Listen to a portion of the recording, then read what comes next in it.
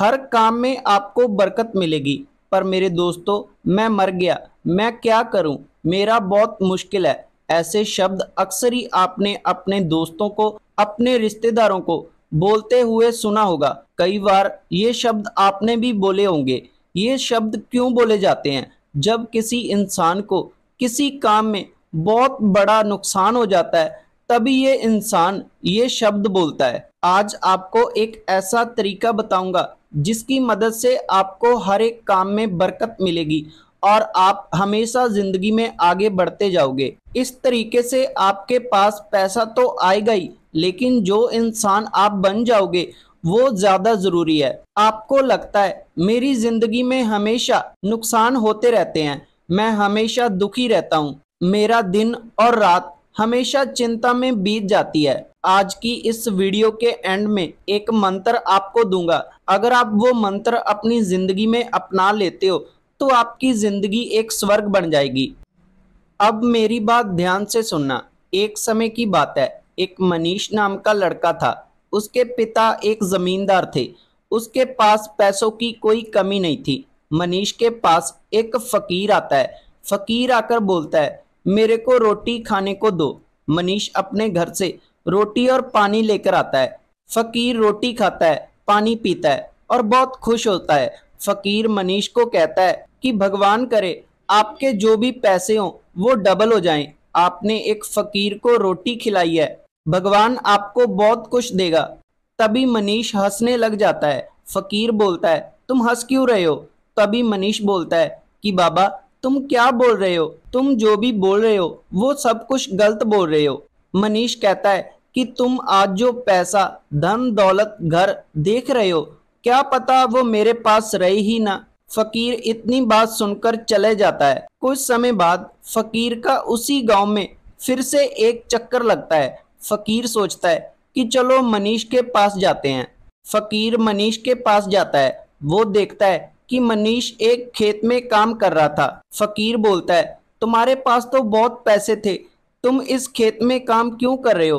तभी मनीष बोलता है कि मेरे पापा बीमार हो गए थे, हमारा सभी पैसा, धन दौलत उसी में चला गया। तभी फकीर फिर से कहता है कि मैं रोटी खाना चाहता हूँ। तभी मनीष के पास एक सूखी रोटी थी। मनीष उसे वो दे देता है। फकीर वो रोटी खाता है और कहता है, कोई बात नहीं बेटा, जो कर्मों में है वो हमको मिलकर रहता है। तभी फकीर ये बात बोलकर जाने लगता है। मनीष कहता है कि बाबा, तुम ऐसा क्यों बोल रहे हो? मेरे कर्मों में जो है मुझे मिलकर रहेगा। मनीष फिर से हंसने लग जाता है और कहता है कि बाबा, क्या पता वो अच्छा समा नहीं रहा तो ये बुरा समा भी ना रहे। ये बात सुनकर फकीर वहां से चला जाता है। कुछ समय बाद फकीर का चक्कर फिर उसी गांव में लगता है। फकीर सोचता है कि चलो मनीष के पास जाते हैं। फकीर मनीष के पास आता है। फकीर देखता है कि मनीष एक बहुत ही बड़े घर में रह रहा था।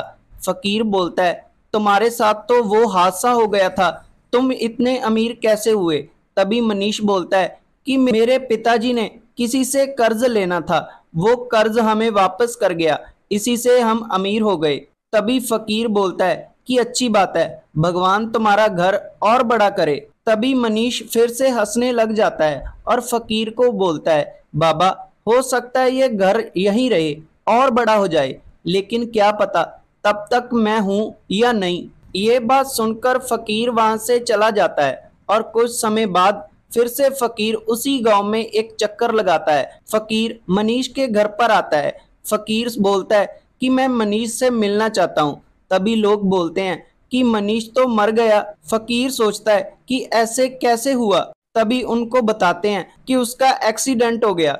फकीर सोचता है कि मैं तो एक नाम की फकीरी कर रहा हूँ, असली फकीर तो मनीष था, जो अपनी जिंदगी में हमेशा खुश रहता था। जब उसको बहुत ही बड़ा नुकसान हुआ तब भी वो खुश था, और जब उसको पैसे मिले तब भी वो खुश था। जिंदगी में नुकसान और फायदे होते रहते हैं। हमको हमेशा अपने प्रभु पर यकीन रखना चाहिए और मेहनत करते रहना चाहिए। अब मैं आपको एक ऐसा मंत्र दे रहा हूँ जिसकी वजह से आप हमेशा चिंता से दूर हो जाएंगे। मैं आपको समझाना चाहता था कि ये जिंदगी में नुकसान और फायदे होते रहते हैं, अगर आप नुकसान की चिंता हमेशा करते रहोगे, आप जिंदगी में आगे नहीं बढ़ सकते, क्योंकि ये धरती कई हजार सालों से चल रही है। बहुत से लोग आए और चले गए, चिंता करते करते चले गए, किसी को कोई फर्क नहीं पड़ा।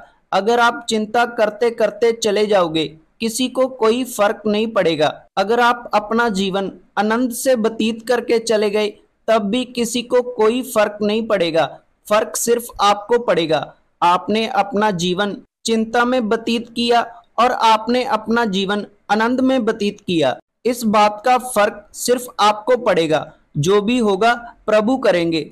आप हमेशा व्यर्थ में चिंता करते रहते हो। ये थी आज की वीडियो। अगर आपको वीडियो अच्छी लगी, वीडियो को लाइक करें और आपका अपना चैनल शिव को समझो जरूर सब्सक्राइब करें और बेल नोटिफिकेशन जरूर ऑन करें, क्योंकि ऐसे ही वीडियो हमारे चैनल पर आते रहते हैं और वो आपको सबसे पहले मिल जाएंगे। तब तक के लिए धन्यवाद।